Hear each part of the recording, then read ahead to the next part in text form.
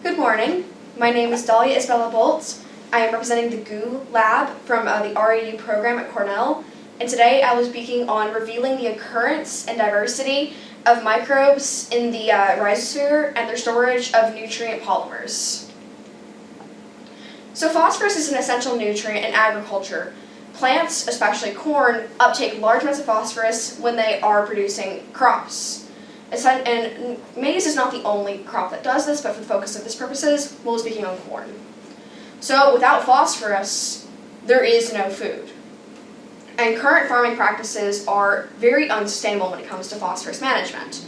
Out of all the fertilizer we apply, only 20 to 30% of it is actually used by the plant. The rest of it runs off into pollutant streams and leads to eutrophication and waste. Now, phosphorus comes from mineral stores around the globe. It's a mined material. Once we run out of phosphorus, there will be no more until it's remineralized, unless we can find methods to recycle it. Models predict that we will run out of phosphorus within the next 50 to 100 years. So if we do not have an alternative, sustainable method of recycling phosphorus, we will have no more current production scale. And with a growing population, it is necessary to find methods of sustainable production. So, where are we looking at in the GOO lab?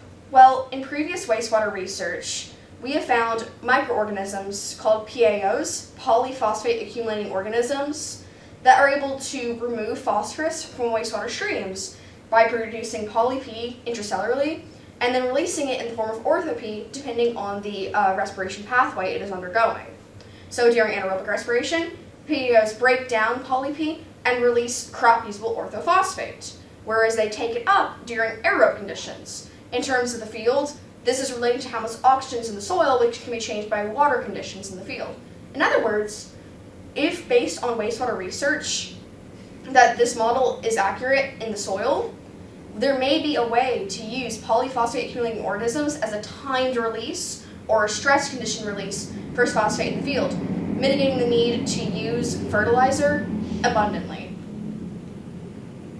So in this experiment, 7 maize genotypes were grown under high and low nitrogen conditions. Reason being, we want to have a diverse field conditions across genotypes to explore under what conditions do PAOs tend to thrive, where are they the most abundant, etc.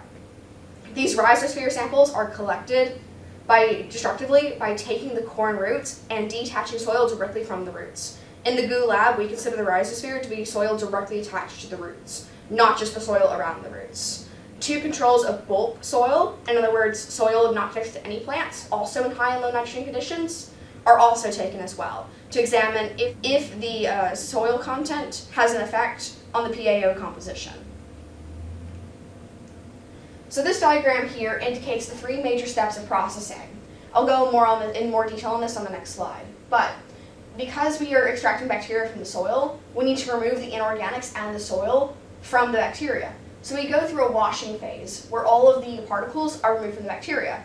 The reason we do this is we want to only look at the bacteria and not catch any other spare particles when doing analysis, and the machinery we use can be damaged by inorganics, so we need to remove all of the inorganic particles. This process removes these inorganics. After this, we go through a staining phase, and then finally we do the sorting phase, where we sort out the PAOs based on their stains. So in more detail on this, bacteria is detached from the soil and washed to remove our inorganics. But after we do the washing, we have to essentially remove biological activity from the cells. So as I said previously, anaerobic and aerobic conditions affect what the bacteria is doing, whether it's releasing or producing poly-P, if it is a PAO. And the reason we're looking at polyphosphate and not the genes of the bacteria is we want to see phenotypic evidence that the cells are actually producing poly-P, not just that they have the genes to do it.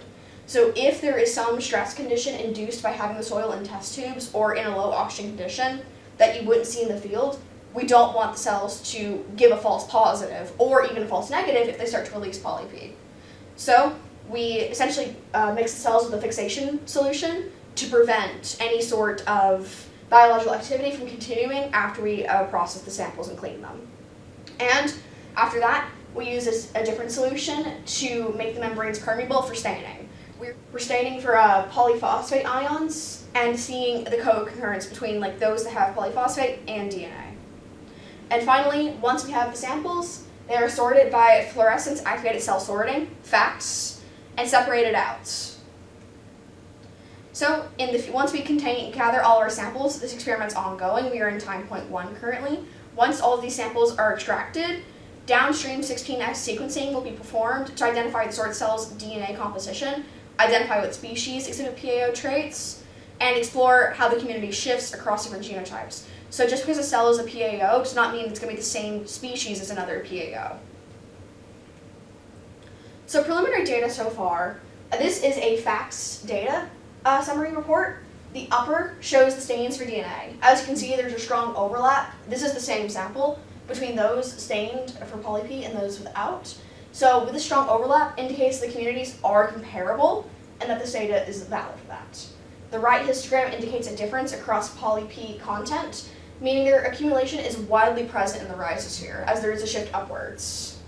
This sample is for the H99 and B73 hybrid in the low nitrogen conditions.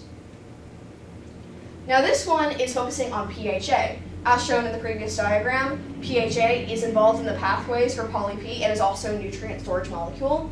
So the right histogram indicates there's a distinct difference in the PHA accumulation within the PAO communities. And although there is no difference in polyp accumulation amongst these groups, a large discrepancy in PHA accumulation with 70% of accumulating a higher degree of PHA. Now this data shows from time point 1 all of the crop samples we have, 16 samples. Strangely enough, the bulk samples on average for our hybrids and inbreds indicated a higher amount of PAOs than what you would expect for the other samples.